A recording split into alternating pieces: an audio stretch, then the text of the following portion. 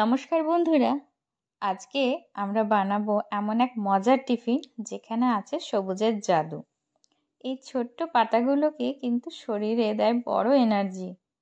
প্রথমেই নিয়ে নিচ্ছি তাই এক মুঠো তাজা পালক। দেখো না কি সুন্দর সবুজ। সকাল সকাল এই সবুজগুলো দেখতে চোখে যেন শান্তি পায়। তাই যে পালক পাতাগুলোকে ভালো করে ধুয়ে পরিষ্কার করে নিতে হবে।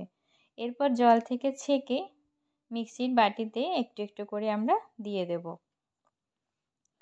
এই পালকের টেস্টটা আর একটু বাড়ানোর জন্য 1 ইঞ্চির একটা আদার টুকরোকে ছোট ছোট পিস করে আমরা তার মধ্যে দিয়ে দেব এবং এর সাথে দেব 2 টুকরো বরফ।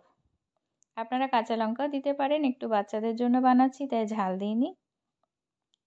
দেখুন কি সুন্দর রঙটা আছে। বরফটা না দিলে এর রঙটা একটু অন্যরকম হয়ে যাবে। তো পেস্টটাকে একটু জল দিয়ে ধুয়ে আরেকবার বাটিতে মধ্যে দিয়ে দিতে হবে যাতে পেস্টটা একটুও নষ্ট না হয়। এরপর ওই বাটিটিকে ধুয়ে এবার বিউলির ডালটা আমরা ভিজিয়ে রেখেছিলাম রাতে, সেই বিউলির ডালটা ধুয়ে বাটির মধ্যে দিয়ে ভালো করে মিশ্রণটা মিহি করে পেস্টটা বানিয়ে নিতে হবে। এইবার দেখো জাদু, কি সুন্দর লাগছে। দেখো সবুজ আর সাদার খেলা। ভালো করে ওই ব্যাটারটিকে সবুজের সাথে সবুজ পাতা আমরা পালক পাতার সাথে মিশিয়ে নেব। আস্তে আস্তে ভালো করে আমরা মিশিয়ে নেব। দেখো না কি সুন্দর লাগছে দেখতে, অপূর্ব এক সুন্দর এসছে আর অপূর্ব পালক শাকের একটা গন্ধ বেরোচ্ছে। তো এই একই মাপের বাটিতে নিয়ে নেব আমরা চালের গুঁড়ো 1 বাটি। চালের গুঁড়ো অর্ধেক বাটি দিয়ে আমরা একটু মিশ্রণটিকে তৈরি করে নেব। তারপরে বাকি অর্ধেকটা আমরা দিয়ে দেব। অল্প অল্প করে মেশালে মিশ্রণটা খুব ভালো হবে। ভালো করে মিশিয়ে এরপরে আমরা বাকিটাও দিয়ে আরেকবার মিশিয়ে নেব। আস্তে আস্তে রঙটা একটু পেস্তা কালারে চলে আসছে।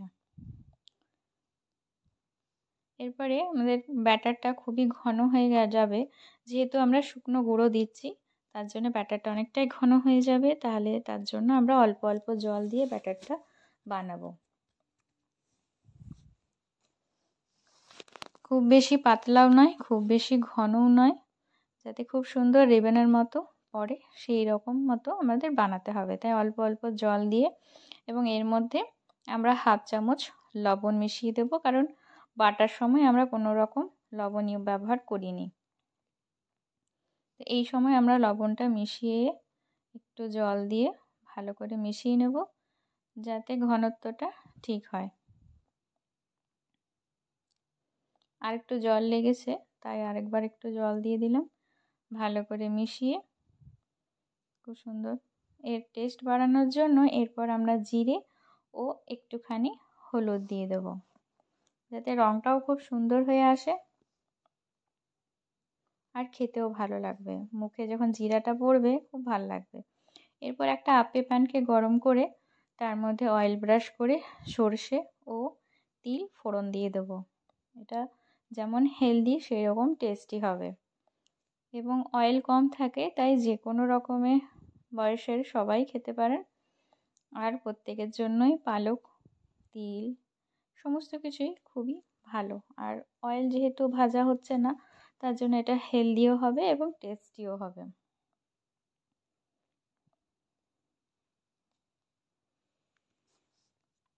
এরপরে ঢাকা দিয়ে সবগুলোতে এক হাতা করে দিয়ে তারপরে একটু ঢাকা দিয়ে 5 মিনিট রেখে দিতে হবে এবং 5 মিনিট এই পাশটা একটু শুকনো হয়ে গেলে দেখবেন 5 মিনিট পরে শুকনো শুকনো হয়ে আসছে, তখন আমরা পাল্টে দেব উপর দিকটা এবং উপর নিচের দিকটা আর একটু 5 মিনিট ঢাকা দিয়ে রাখলেই তৈরি বাচ্চাদের জন্য টিফিন।